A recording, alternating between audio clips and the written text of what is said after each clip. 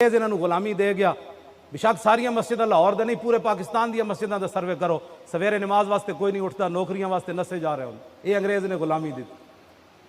نماز واسطے مجالے اٹھن انہاں کو ٹائم ہی کوئی نہیں, ہون گے تے دھوتی اور تے کرتا اور جی ترکے کپڑے نہ نماز پڑھن آ جان گے. تے جدوں دفتر جانا ہویا تو جناب بوٹ پالش جناب تے کہا جا رہا ہے سر سارا دن یہ ایک سجدہ جسے تو گراں سمجھتا ہے 1000 سجدوں سے آدمی کو دیتا ہے نجات. او دے سامنے سر نہ جھکایا 8 گھنٹے سر کر دیا, پھر گھر آ گیا. اتنی عاجزی کدی تینوں رب دے سامنے پیدا ہوئی جڑے اپنے افسر دے سامنے جڑیاں تو عاجزیاں کرنا. یہ انگریز غلامی دے گیا اور ایک پتہ نہیں کدوں تک یہ غلامی چلنی. ہاں جی کدوں تک یہ غلامیاں چلنی. نہ تھا جو خوب بتدریج وہ خوب ہوا کہ غلامی میں بدل جاتا ہے قوموں کا ضمیر. چنانچہ جب سلطان علاء الدین خوارزم شاہ مر گیا تو چنگیز خان نے ایک اور لشکر اپنے بڑے بیٹے جوچی کی کمانداری میں تیار کیا اور اسے صوبدائی کی طرف روانہ کیا اور اسے حکم دیا کہ وہ جوچی کے ساتھ مل کر مغرب کی طرف یلغار کرتا جائے اور دریائے دولگا کی سرزمینوں پر حملہ آور ہو کر انہیں بھی زیر اور مغلوب کرے.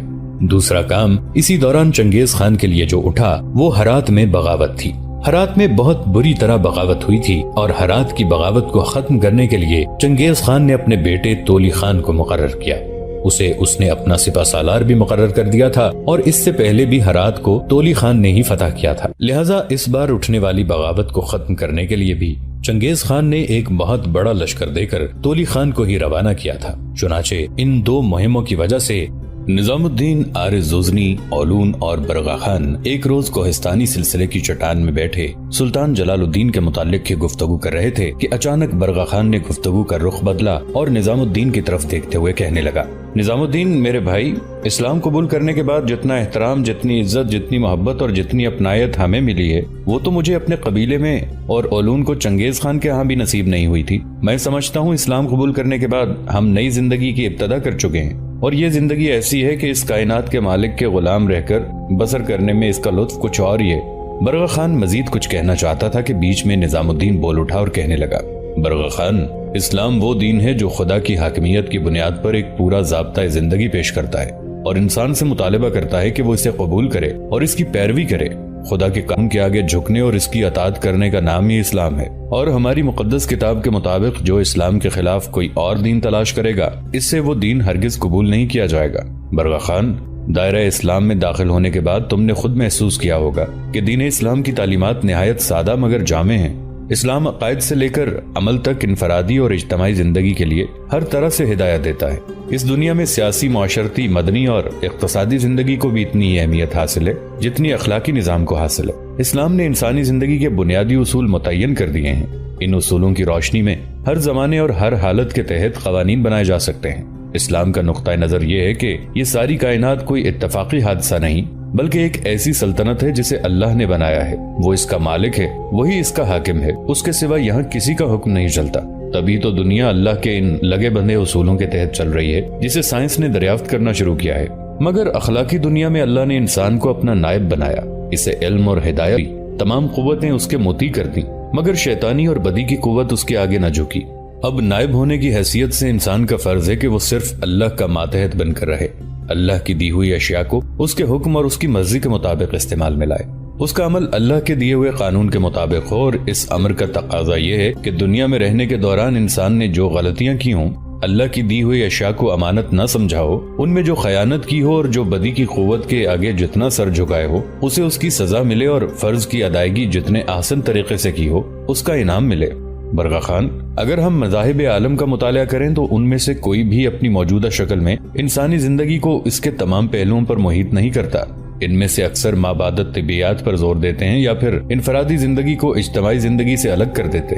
یہ صرف دین اسلام کی برکت ہے کہ اس نے واضح طور پر ایک مکمل ضابطہ حیات پیش کیا ہے. اس ضابطہ حیات کی روشنی میں انسان کی سب سے بڑی خصوصیت یہ ہے کہ یہ ایک مکمل انہامی دین ہے، جبکہ دیگر مذاہب عالم کی الہامی تعلیمات مسخ شدہ ہیں اور ان میں سے کوئی ایک اپنی صحیح صورت میں موجود نہیں. اسلام کی دوسری سب سے بڑی خصوصیت اس کا منظم ضابطہ حیات ہے. انسانی زندگی کا کوئی پہلو اس کی ہدایت سے محروم نہیں رہا، کیونکہ اسلام ان معنوں میں نہیں کہ صرف عبادات پر زور دیا جائے اور یہ انسان کا ذاتی معاملہ ہو کر رہ جائے. تیسری بڑی خصوصیت یہ ہے کہ اس میں ایمان اپنی کامل صورت میں موجود ہے. یہ ایمان خدا پر، اس کے رسولوں پر، اس کے فرشتوں پر، اس کی بھیجی ہوئی کتابوں پر اور حیات بعد موت پر ہے۔ اس دین کی خصوصیت یہ بھی ہے کہ اس نے دین اور دنیا کی مصنوعی علیحدگی کو ختم کر دیا اور ترک دنیا کر کے تلاش خداوند کو رد کر دیا۔ اسی لیے ہمارے محترم رسول صلی اللہ علیہ وآلہ وسلم نے فرمایا کہ اسلام میں ترک دنیا کا کوئی مقام نہیں ہے، جبکہ دنیا سے اپنا حصہ لینا نظر انداز نہ کرو۔ ایک اور خصوصیت جس سے اسلام کی امتیازی شان ابھر کر سامنے آتی ہے یہ ہے کہ اس نے انفرادیت اور اجتماعیت کے درمیان بڑا توازن قائم کر رکھا ہے۔ یہ ہر انسان کو فرداً ذمہ دار ٹھہرا کر خدا کے سامنے جواب دہ بناتا ہے اور اسے دنیا میں گم ہونے سے روکتا ہے۔ اسلام فرد میں اجتماعی ذمہ داری کا احساس پیدا کرتا ہے، مسلمانوں کو ایک قوم قرار دیتا ہے اور انہیں حکم دیتا ہے کہ وہ معاشرے کی بھلائی کے لیے کام کریں۔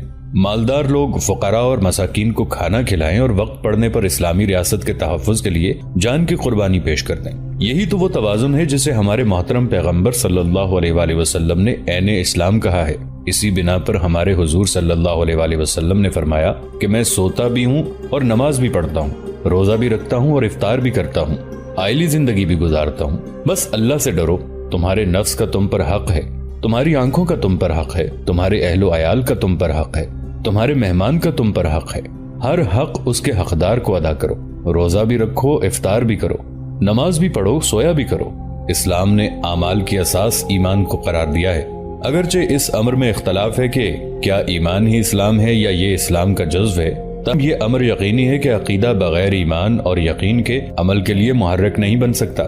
اسلام میں عقائد کو صریح الفاظ میں 5 اصولوں پر مبنی رکھا گیا ہے: خدا پر ایمان، فرشتوں پر ایمان، اللہ کے رسولوں پر ایمان، خدا کی کتابوں پر ایمان اور اعمال کی جزا اور سزا پر ایمان۔ ان حقائق کا اقرار زبان سے کرنا اور یقین دل سے کرنا ضروری ہے۔ انسان سے اسلام کا پہلا مطالبہ یہ ہے کہ وہ ایمان لائے، پھر ارکان اسلام پر عمل کرے جو تعداد میں 5 ہیں، یعنی اللہ کی توحید، حضور صلی اللہ علیہ وآلہ وسلم کی رسالت کا اقرار اور تصدیق کرے، اللہ کے سوا کسی کو معبود نہ سمجھے، اس کی عبادت نماز کی صورت میں ادا کرے، نفس کشی کے لیے رمضان کے روزے رکھے، مال کی محبت دور کرے اور غریبوں اور مساکین کی مدد کرے، انہیں زکوٰۃ دے اور من حیث القوم واحد بیت اللہ کا حج بھی ادا کرے۔ یہاں تک کہنے کے بعد دم لینے کے لیے جب نظام الدین رکا تب حسین اور خوبصورت اولون بڑی محبت اور بڑے فخریہ انداز میں نظام الدین کی طرف دیکھتے ہوئے کہنے لگی، میں تو سمجھتی تھی کہ آپ ایک عمدہ بے مثل اور لاجواب سالار ہی ہیں، اب مجھے پتا چلا کہ آپ ایک بے حد اچھے مبلغ بھی ہیں۔ اولون کے ان الفاظ پر نظام الدین ہی نہیں، عارض زوزنی اور برغا خان بھی قہقہ لگا کر ہنس پڑے تھے۔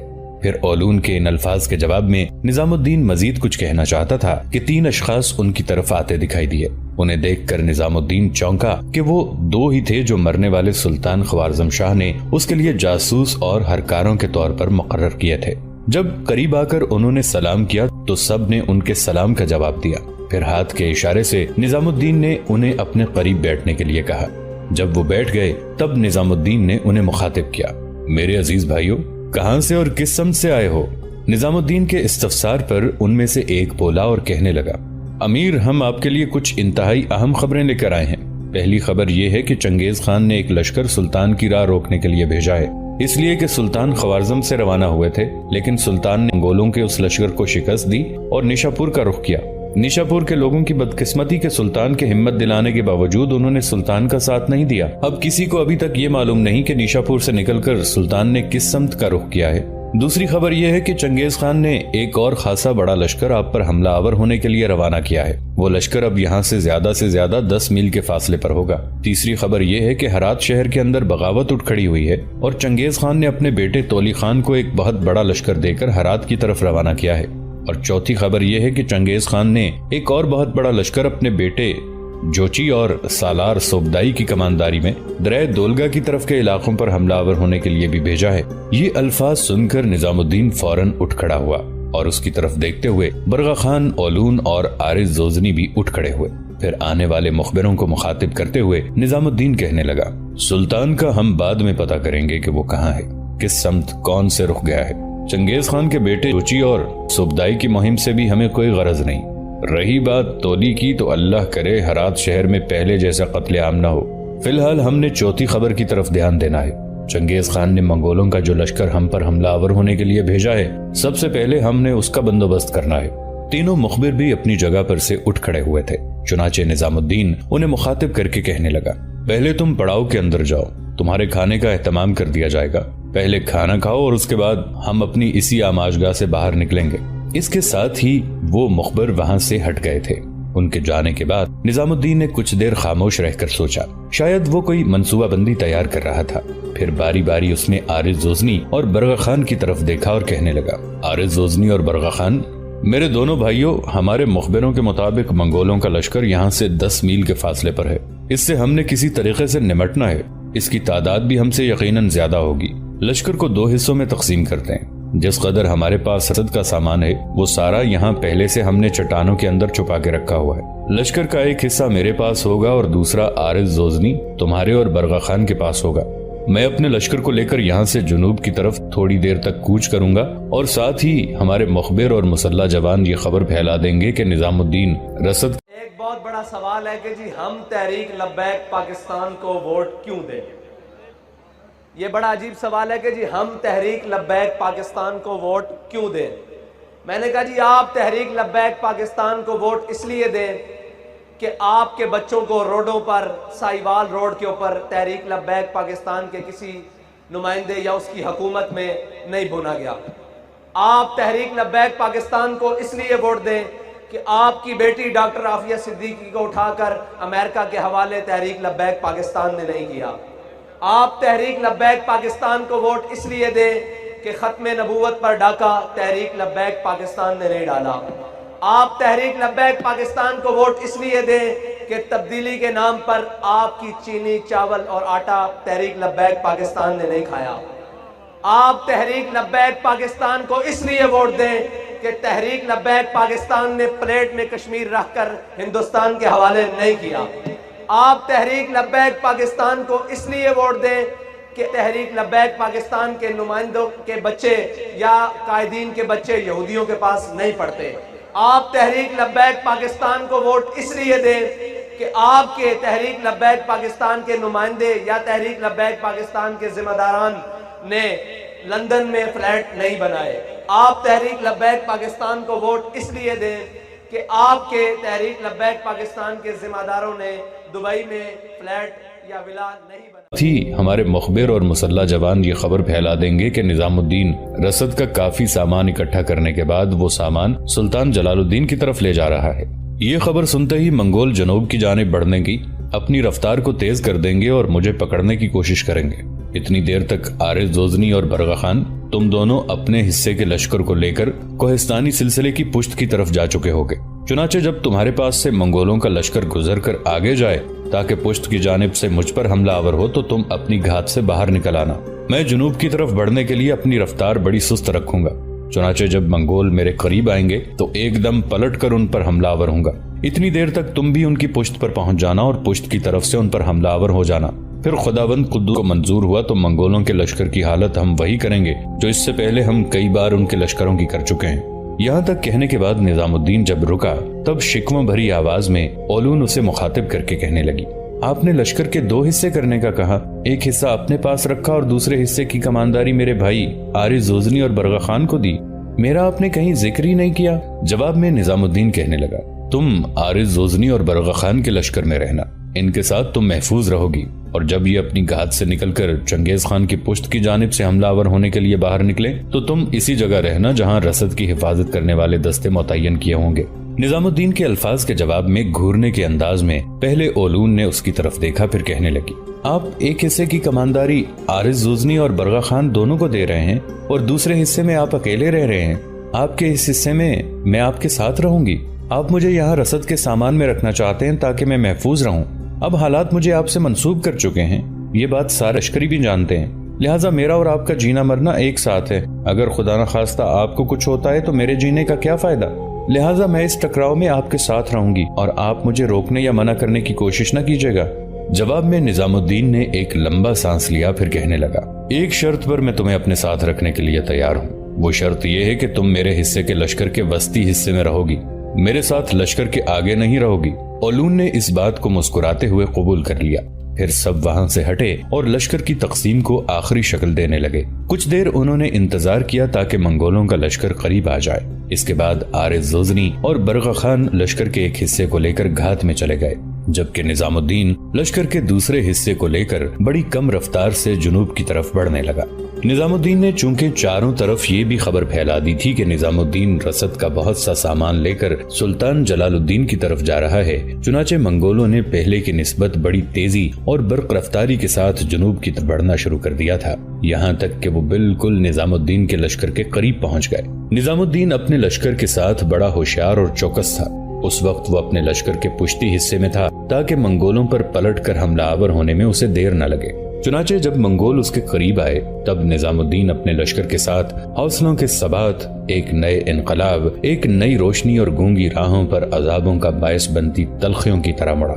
निजामुद्दीन थोड़ी देर ही मंगोलों से टकराया होगा। ओलून को उसने अपने लश्कर के वस्ती हिस्से में रखा था। ऐसे में पुश्त की जानिब से आरिज जोजनी और बरगा खान अपने हिस्से के लश्कर के साथ नमूदार हुए। मंगोल अजीब सी सोचों और तफक्कुरात में पड़ गए थे। वो उम्मीद भी नहीं रखते थे कि उन पर उन इलाकों में दो तरफा हमला हो सकता है। वो तो इस उम्मीद पर निजामुद्दीन के ताक़ुब में आए थे कि वो बैक वक्त दो काम करने में कामयाब हो जाएंगे, निजामुद्दीन और उसके लश्कर का खात्मा भी कर देंगे और जो कुछ रसद की सूरत में और दूसरा सामान उसके पास है उस पर कब्जा कर लेंगे। लेकिन यहाँ मामला उल्ट हो गया। सामने की तरफ से निजामुद्दीन और पुश्त की जानिब से आरिज जोजनी और बरगा खान ने जब उन पर तेज हमलों में जोश पैदा किया तब मंगोलों के लश्कर में सोचों के बदन लहू लहू और जीस्त की साहतें बेरब्त और तन मन घायल होने लगे थे। नस नस में आग भरने लगी थी। शमशीरें अनगिनत लोगों को निढालो बदहाल करने लगी थी। मंगोलों का सालार इससे पहले कई बार निजामुद्दीन के हाथों शिकस्त उठा चुका था। इस बार वो बड़ा लश्कर लेकर आया था और उम्मीद रखता था कि इस बार वो निजामुद्दीन पर गालिब रहेगा। जब उसने देखा कि उसके लश्कर के अंदर बददिली फैलना शुरू हो गई है, इसलिए कि उसके लश्करियों के सामने मरने वाले मंगोलों की अनगिनत लाशें पड़ी हुई थीं, और जायसी और उसके दूसरे साथी सालारों ने जब ये देखा कि मामला खतरनाक सूरत इख्तियार करता जा रहा है, तब उन्होंने अपने लश्करियों को ललकारा और पूरी कुव्वत से हमलावर होकर अपनी कामयाबी को यकीनी बनाने के लिए उन्हें अंगेख्त किया। इसके नतीजे में मंगोल वहशी नारे बुलंद करते हुए एकदम सुलगती खजा में सरगर्दां बबोका सी चिंगारियों और मस्ती पर आई लहरों और सयाल आतिश की तरह हमलावर हो गए थे। जवाबी कार्रवाई करते हुए निजामुद्दीन ने भी जोरदार अंदाज में तकबीरें बुलंद की, और जब उसने तकबीरें बुलंद की तो उसके लश्कर में इस अंदाज में तकबीरें बुलंद हुई कि मैदान और कोहिस्तानी सिलसिले गूंज उठे थे। उसी वक्त यही कम आरिज जोजनी और बरगा खान ने भी किया, और उनकी तकबीरों की बाज़गश्त भी चारों समत एक नया वलवला और जोश पैदा करने लगी थी। तकबीरों की इन छांव तले निजामुद्दीन के लश्करियों ने भी अपने हमलों में तेजी, जोश और शिद्दत पैदा कर ली थी, और वो भी पहले की निस्बत ज्यादा सख्ती इख्तियार करते हुए मंगोलों पर जीस्त को फुसूं खेज करती खौफनाक ज़रबों, जज्बों को मुनहदिम करते आगो खून के सहाबों और बेकल करती मौत की तहरीक की तरह हमलावर होना शुरू हो गए। आखिरकार हस्बे साबिक जायसी को बदतरीन शिकस्त का सामना करना पड़ा। वो किसी न किसी तरह अपने लश्कर को बचाकर भाग खड़ा हुआ था, और जो कुछ सामान उनके पास था वो भी छोड़कर भाग गए। जिस वक्त जायसी शिकस्त उठाकर भागा, उसके पीछे पीछे उसके लश्करी भी अपनी जानें बचाने के लिए मशरिक की तरफ भाग गए। तब अपने घोड़े को सरपट दौड़ाती हुई ओलून उस जगह आई जहां निजामुद्दीन दूर तक दुश्मन का ताक़ुब करने के बाद पलटा था। ओलून उसके सामने आई, कुछ देर अजीब अंदाज में उसकी तरफ देखती रही, फिर इंतहाई मोहब्बत और चाहत में उसे मुखातिब करके कहने लगी, आप ठीक तो हैं? आपको कहीं जख्म तो नहीं आया? ओलून ने ये इसलिए पूछा था कि निजामुद्दीन के कपड़े बुरी तरह खून आलूद हो रहे थे। जवाब में निजामुद्दीन मुस्कुराया और नफी में गर्दन हिलाते हुए कहने लगा, मुतमईन रहो, मैं बिल्कुल ठीक हूँ। इतनी देर में एक तरफ से आरिज जोजनी और बरगा खान भी अपने घोड़ों को दौड़ाते हुए वहां आ गए। सबसे पहले जख्मी होने वालों की देखभाल की गई। इसके बाद निजामुद्दीन आरिज जोजनी की तरफ देखते हुए कहने लगा, आरिज जोजनी मेरे भाई, अपने कुछ आदमी रवाना करो। वो ये जानने की कोशिश करें कि सुल्तान जलालुद्दीन इस वक्त अपने लश्कर के साथ कहाँ गया है, ताकि जिस कदर रसद का सामान हमारे पास जमा हो चुका है इसको लेकर हम सुल्तान से जा मिलें। आरिज जोजनी और बरगा खान ने इससे इत्तफाक किया था। इसके बाद वो अपने जख्मी होने वाले सारे साथियों की देखभाल करने के बाद अपने लश्कर को लेकर उसी कोहिस्तानी सिलसिले की तरफ चले गए थे जहां उन्होंने कयाम कर रखा था। दरअसल ये लहिस्तान का एक ऐसा कोहिस्तानी सिलसिला था जहां एक दर्रा था जिसमें से कोहिस्तानी सिलसिले में दाखिल होकर उसकी चोटी पर चढ़ा जा सकता था। उस दर्रे के अलावा उस बुलंदो बाला कोहिस्तानी सिलसिले पर चढ़ने का और कोई रास्ता नहीं था। جہاں نظام الدین نے اپنے لشکر کے ساتھ قیام کر رکھا تھا اس کی پشت پر اس سے بھی بلند کوہستانی سلسلے تھے، لہٰذا پشت کی طرف سے بھی کوئی حملہ آور نہیں ہو سکتا تھا۔ جس نے بھی آنا تھا سامنے کی طرف سے اس کوہستانی سلسلے کے ساتھ ساتھ آنا تھا، لہٰذا وہ مقام نظام الدین کے لیے بے حد محفوظ تھا۔ چنانچہ منگولوں کا سارا سامان وہیں منتقل کر دیا گیا۔ اس بار منگولوں کے سامان سے نظام الدین کے ہاتھ بہت سے خیمے بھی لگے تھے۔ نظام الدین کے پاس پہلے بھی کچھ خیمے تھے، لیکن چونکہ وہ خیمے لشکر میں پورے نہیں ہو سکتے تھے، لہٰذا نہ لشکری خیمے نصب کرتے اور نہ ہی نظام الدین آر زوزنی اور برغا خان خیمے استعمال کرتے تھے، تاکہ کسی کو یہ اعتراض نہ ہو کہ سالار تو خیموں میں رہتے ہیں اور لشکریوں کو کھلے آسمان تلے رکھا جاتا ہے۔ لیکن اب جب ان کے پاس کافی خیمے ہو گئے تب 5-6 لشکریوں کو ایک ایک خیمہ مہیا کر دیا گیا۔ اس طرح سلطان کے محل وقوع کے مل جانے تک نظام الدین نے اپنے لشکر کے ساتھ وہیں قیام کرنے کا فیصلہ کر لیا تھا۔ دوسری طرف چنگیز خان نے اپنے چھوٹے بیٹے تولی خان کو ہرات شہر کی بغاوت فرو کرنے کے لیے بھیجنے کے ساتھ ساتھ ایک اور لشکر بھی مقرر کیا جس کی تعداد کافی زیادہ تھی، اور اس کے ذمے یہ کام لگایا کہ سلطان جلال الدین اور نظام الدین کو کسی بھی صورت ایک دوسرے سے ملنے نہ دیا جائے۔ جہاں تک تولی خان کا تعلق ہے تو وہ ایک جرار لشکر لے کر ہرات شہر کی طرف بڑھا۔ تولی خان ظلم کرنے اور وعدہ خلافی کرنے میں اپنے باپ چنگیز خان سے بھی آگے نکلا۔ مورخین لکھتے ہیں کہ ایک خراسانی شہزادہ اپنے حالات زندگی میں لکھتا ہے، میں اس زمانے میں اپنے قلعے میں رہا کرتا تھا جو ایک اونچے سنگلاخ کوہستانی سلسلے پر واقع تھا۔ یہ خراسان کے بڑے قلعوں میں شمار ہوتا تھا۔ یہ قلعہ میرے آباء و اجداد کے تصرف میں تھا، جبکہ اس علاقے کے لوگ مشرف با اسلام ہوئے تھے۔ چونکہ یہ قلعہ صوبہ کے مستقر کے قریب تھا، اس لیے یہ ان کے فرور قیدیوں اور منگولوں کے ہاتھوں اسیری یا موت سے پناہ گزین باشندوں کے لیے پناہ گاہ کا کام دیتا تھا۔ مورخین مزید لکھتے ہیں کہ کچھ عرصہ بعد منگول اس قلعے کے سامنے نمودار ہوئے۔